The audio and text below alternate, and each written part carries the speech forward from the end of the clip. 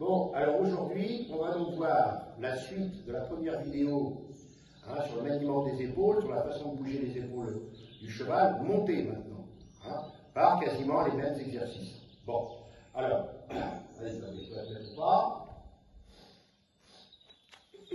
Voilà, bon.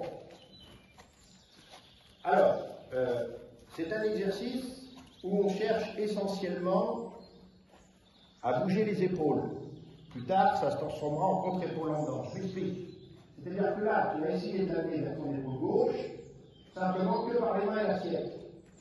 Alors, le cheval va aller vers son épaule gauche, assiette à gauche. Donc, on lui met le pied à droite. Voilà, et on tourne. On ne met pas la jambe droite à un grand cercle, sinon il va se mettre en renvers. Donc on parle de gestuelle des épaules. Voilà. Bon, plus tard, évidemment, on ajoutera la jambe droite à la sangle, la jambe gauche reculée, et ça s'appellera le contre-épaule en blanc. Bon. Très bien.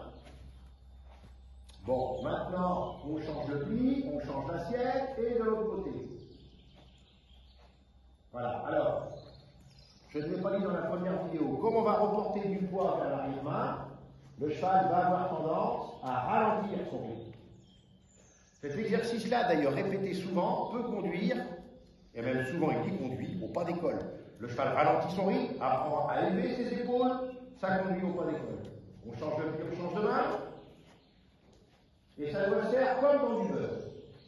Bon, là, Fabrice est en bride. Si le cheval a du mal à aller vers une épaule, il y a quelque chose d'intéressant à faire. Alors on fait ça. Si le cheval n'est pas en bride, on fait ça avec ce qu'on appelle un double filet. Bon, on prend la reine, on va dire qui est la reine de bride droite, et on la passe dans la main gauche. Là. Voilà. Attention à ne pas tomber sur place, parce que la maison va tomber sur gauche. Voilà, encore. Écartez la reine gauche, tout simplement, écartez la reine gauche. Voilà. Exagérez un peu le truc que les gens voient bien. Voilà. Bon. Allez, reprenez donc un fait. Voilà, c'était pour montrer l'efficacité de cette chose-là. Bon, alors ça a été repris par des gens qui vont donner un nom très compliqué et savant. C'est pas une invention de certains farfelus, c'est tout simplement du boucherisme. Bon, maintenant le pied à gauche. Voilà. Il donne sa bouche, c'est très bien. Voilà, reine d'appui gauche, reine d'ouverture droite, les coudes au corps. Un peu plus de pied à gauche. Là, tournez à gauche dans le pied à gauche, laissez allonger l'encolure. Rendez la main et laissez de allonger l'encolure. Voilà. Bon. Nous avons fait cet exercice au pas, et on va le faire au trot.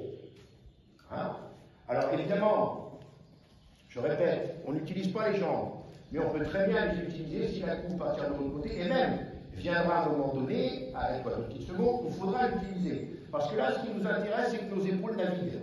Mais après, il faudra faire venir aussi le postérieur intérieur. Bon. Donc à ce moment-là, la jambe qui est du côté du pli, qu'on appelle intérieur, est à la sangle, la jambe extérieure est reculée, et le cheval la sent, c'est important. Il la sent, sans se mettre en travers, on renverse pour ça là. Et on porte nos épaules. Bon, on reprend nos rênes. Et on va faire ça au trot. Donne-toi un peu de place si tu veux.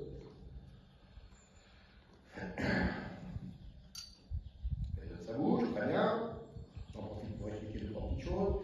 Alors, là, oui, ne faites pas ça pour raccourcir vos rênes. Vous les prenez, là, vous êtes là. Bon, vous montez l'encolure, et vous êtes toujours à tomber à raccourcir en rêne. Mais pas aller à la pêche. Allez, en avant.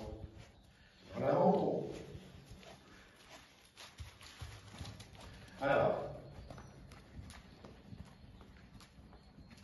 bien, si on veut parler en termes d'équilibre, de ramener son cheval vers l'épaule gauche, on restera avec le diagonal droit pour pouvoir charger l'épaule gauche. Donc, pli à droite, assiette à gauche, et tourner contre pli. Il ralentit son rythme, c'est normal. Bien, faites un bout large, et changez de main.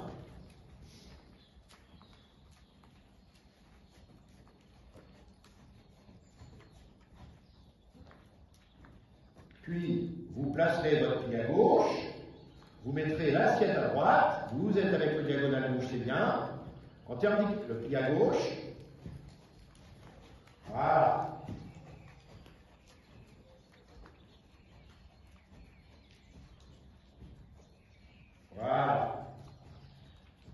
et vous laissez allonger un peu la colonne.